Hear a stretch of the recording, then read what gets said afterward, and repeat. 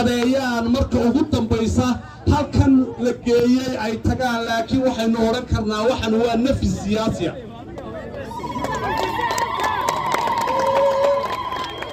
nafiska siyaasiga ah oo ahaa mid ay labada dhinacba u baahnaayeen laakiin qaranka jamhuuriyadda Soomaaliland xukuumadda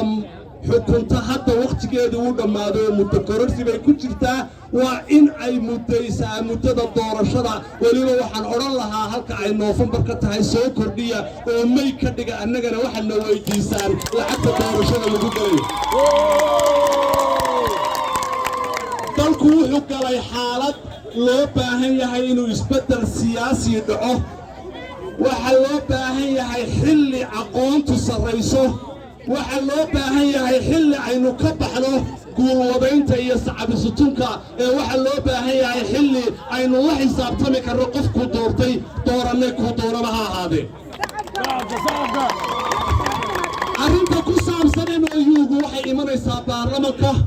baarlamanka inoo sheegaya baarlamanka nashqadeynaya baarlamanka ayaa hadday saxtayna sii daynaya haddii kalena dib inoogu soo celinaya oo wuxuu waa ka kacdu baarlamanka jamhuuriyadda Soomaaliland diido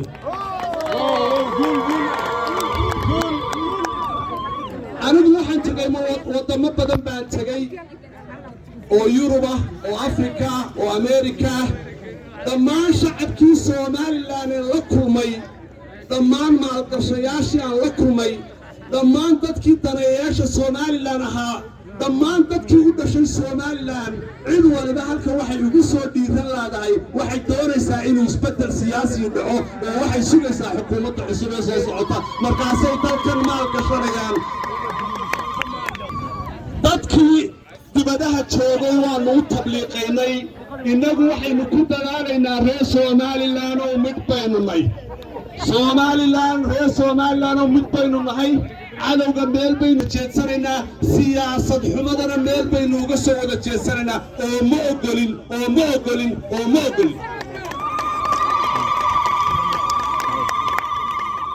waxaan kaloo hay'adaha qaranka ugu baaqayaa dalkan waa dal hana qaaday waa dal maxkamada leh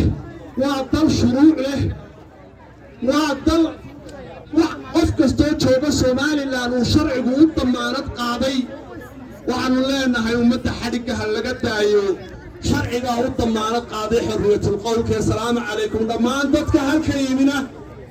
waan idin salaamayaa warbaahinta